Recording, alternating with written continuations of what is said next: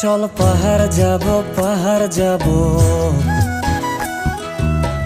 ঝুম ঘরে ঘুম দেব খুব। মন চাইছে ভীষণ করে বৃষ্টি নামুক পাহাড়ে। মন চাইছে ভীষণ করে বৃষ্টি নামুক পাহাড়ে।